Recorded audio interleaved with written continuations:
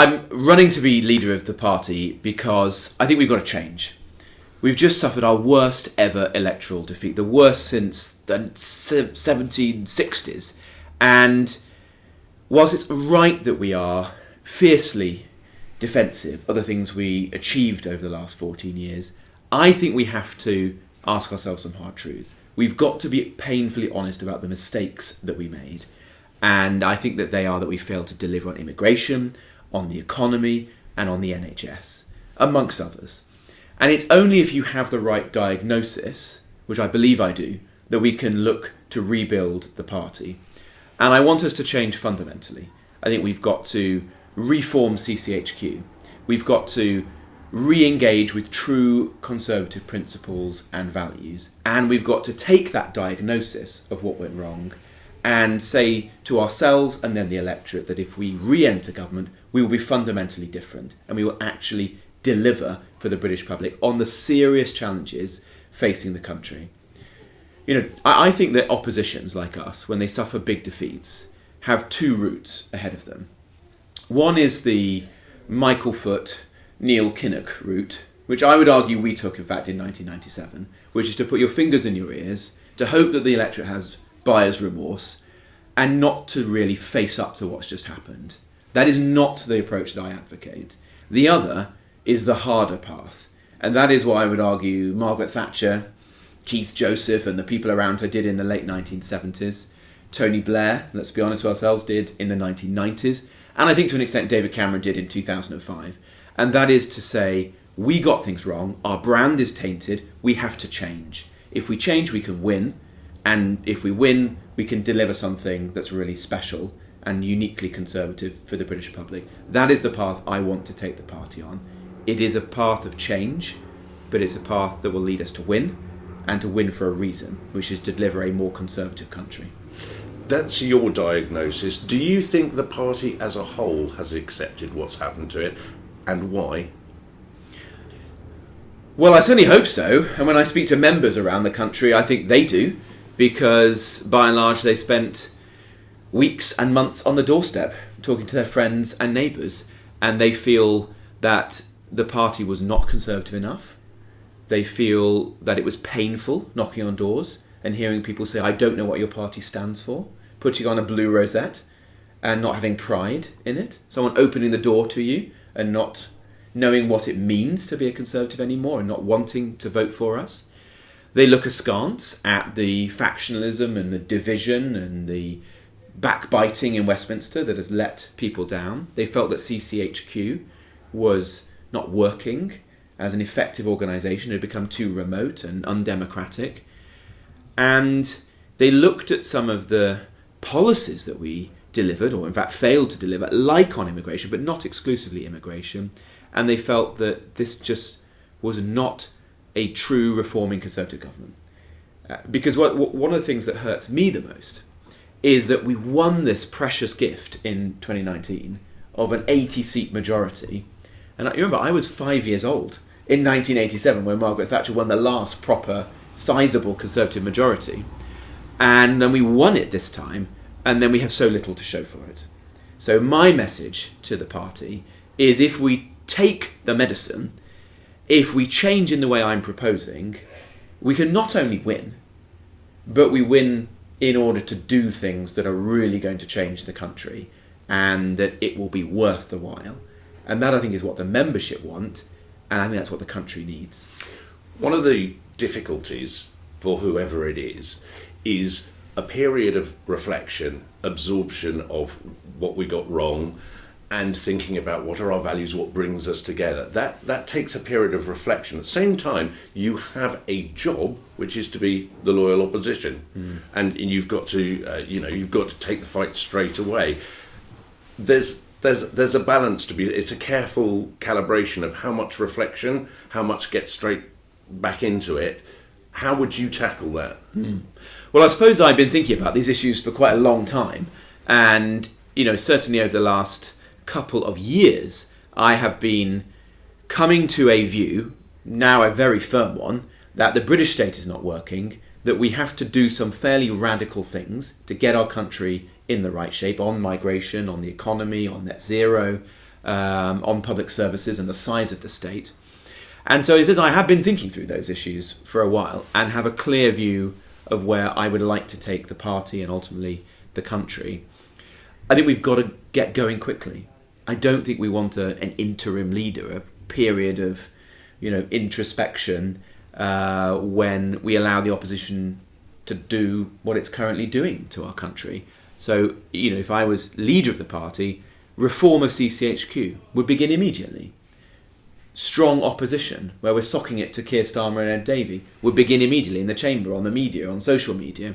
And I think we have to grip the party ahead of the May local elections, because they could be truly harmful to us. And we've got to get ourselves into contention before that. And a part of that is bringing back the millions of voters we've lost to reform as quickly as possible. And I think members need to crystallise that choice in this leadership election, because if we make the wrong decision, both in terms of the personality, but more importantly, the direction of the party, then we could find our position weakening further. This is not 1997 in the sense that the road is not necessarily upwards. I'm an optimist. I believe it can and should be. But we are in an existential battle as to who is the standard bearer of the right of British politics right now. And we've got to ensure that we have a leader with the credibility and authenticity to tackle reform, and the set of clear policies on legal, illegal migration and our role in the world, like through the ECHR, in order to bring those people back home and to make the party the natural home for small C Conservatives as swiftly as possible.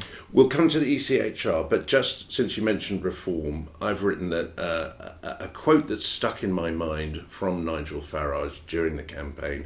He said, yes, the Conservative Party is a broad church, it just doesn't seem to have any religion. Does that strike with you? Well, I think he was quoting me, actually, because I've been saying for some time that I believe in a broad church, but one with a common creed.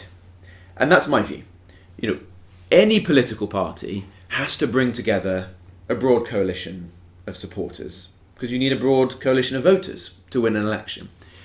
But it has to have an intellectual coherence, and I don't think we've had that in recent years. That is one of the reasons why people have looked at us and said that we are at times indistinguishable from our opponents.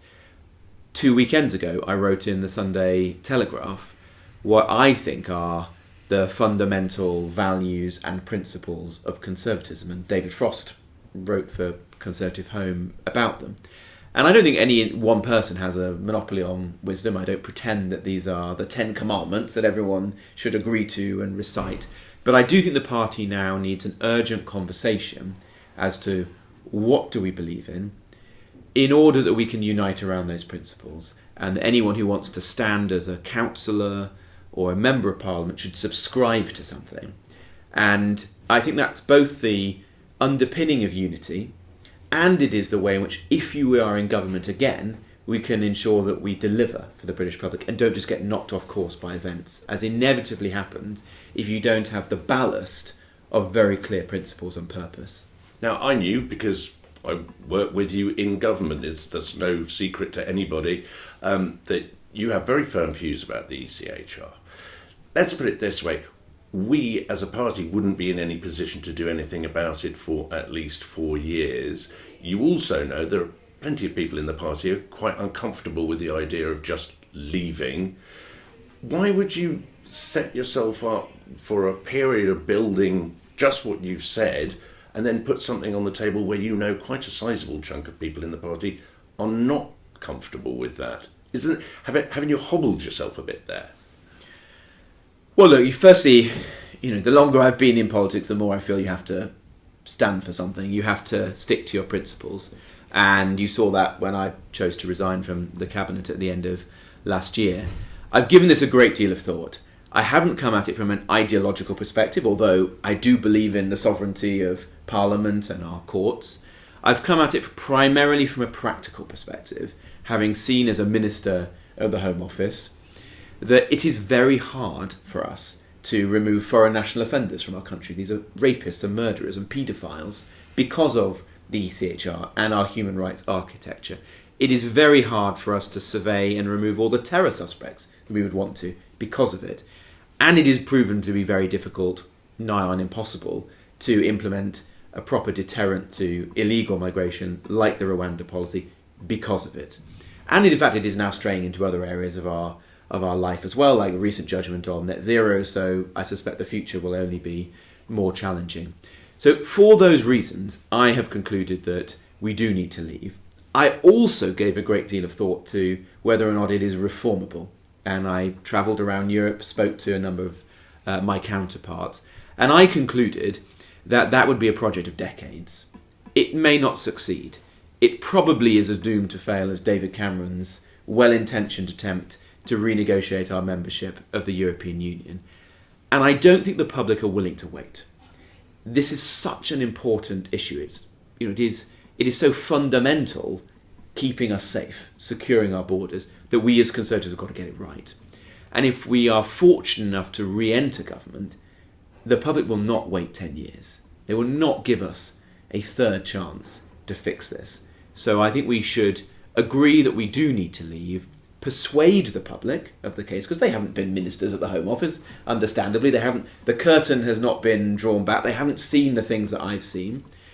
Persuade the public of the case for this, and then make it part of the stable of Conservative policies.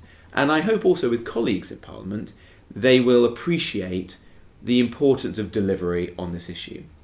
They too have spoken to thousands of their constituents. They understand the anger and the frustration in the country. And as you see from the very broad base of members of Parliament who I'm grateful have chosen to support me in this leadership campaign, I think this actually can be a unifying force in the party. Is youth a strength or a weakness? Well, you be the judge of that, but I think it's not a bad thing for the party to be led by someone who is a bit younger. I think there is a yearning to turn a page on the recent Conservative past and to put forward a fresh face, someone who isn't as well known to the electorate as others, and who can set out both my own stall and the party's stall afresh to the public. And we also got to reach out to younger voters. The average age at which somebody turned Conservative this election was 63, up from 39 4.5 years ago at the 2019 general election. This is obviously an existential issue for the party, and I want us to be going into the next election having inspired a new generation of people, not just to vote for us, but to be Conservatives, because it's conservatism itself which is at stake here. And the good news in that regard is that centre-right parties across the world, in Europe, in Canada, in the United States, are appealing to young people. And I look for inspiration to the Canadian Conservatives, where they have a leader who has managed to win over young people against super woke Justin Trudeau. And he hasn't incidentally done it by resiling from traditional Conservative policies, or aping the left. Far from it.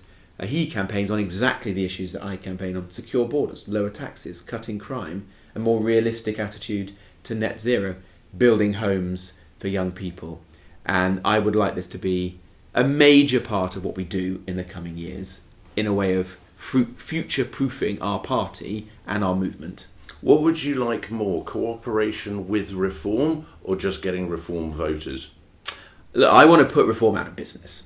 I want to bring those people back home to our party. I think that's possible. It's going to be a hard road because I know how angry and frustrated those people are, so I do not think it's easy. But I think if we can be led by someone who has a degree of credibility on these issues, and I think that is me, because I did take the difficult decision to leave the cabinet because I didn't agree with the direction of travel. But more importantly, we adopt very clear positions that begin to show those people that the party is under new management on immigration and on other issues that reform voters care about, like defence spending, for example, where I think we should be spending at least 3% of our GDP on defence, and if necessary, take that money, some of it, from our international aid budget, because I'm a fiscal conservative and you've got to make difficult choices at times to achieve that. I think if we can do that, we can begin to bring those people back home. And the importance of doing so is obviously to get our core base of Conservative supporters back and make sure that the party has a future.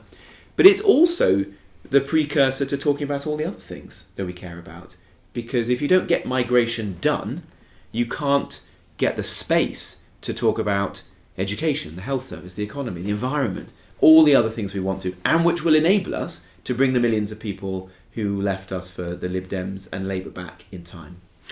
Just a couple of quick fire, I call them the elephant in the rooms question. Yes. It's so that our audience, many of whom will have a vote in the end, get to hear what you have to say. Did your campaign for leadership start months ago, not weeks ago? No. Every single MRP poll, I think bar one, said I was going to lose my seat. So I spent every waking hour in Newark and Nottinghamshire trying to get myself re-elected. And in fact, I didn't know I was going to get, I was one of those members of Parliament who was waiting for that exit poll with bated breath. And so that has been my sole focus until very recently. Would you say that you are a candidate of the right?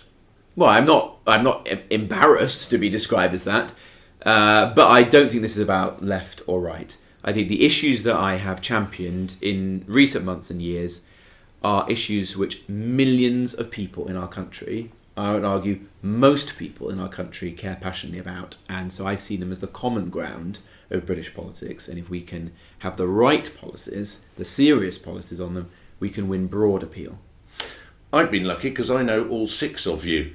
But does the public, you mentioned profile, what do you want members to know about you that isn't to do with your capabilities or your vision, or what do they, because you're about to accept a level of intrusion that it can be quite daunting. You ready for that?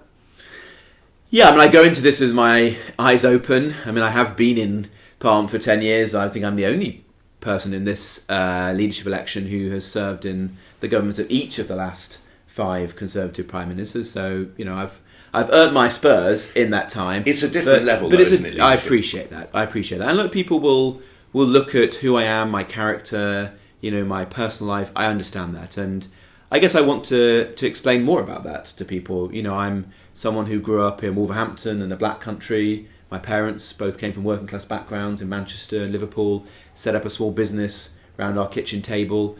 It was essentially that experience and the values that they instilled in me of family, hard work, self-reliance, free enterprise that made me a Conservative, drove me to enter Parliament and make me want to stand now because I want our party to live up to those things and also for people to know that I care passionately about this party. I joined the Conservative Party age 16 in Wolverhampton just after 1997. There were not many 16-year-old Conservatives in Wolverhampton. There weren't many Conservatives in Wolverhampton back then. I've been an association chairman for 4 years. I fought and lost a marginal seat in Stoke-on-Trent. I fought a by-election, which a lot of our members very kindly came to help me on, in 2014, and then have ultimately served in Parliament. The party itself means a lot to me. I want it to prosper. And I also want it to change, because I want a party that respects the membership. I want to scrap the candidates list so that members are actually in the driving seat of choosing who their parliamentary candidates are. I want them to have a sense of role and respect in the policy decisions that we're going to make in the months and the years ahead. And I want to get the party back into fighting shape, because for all its flaws, I think our party is our country's best hope. You can see in the first 55 days of this Keir Starmer Labour government the damage that it's going to wreak to our country. And I do not want us to waste the next 10 years of the life of this country.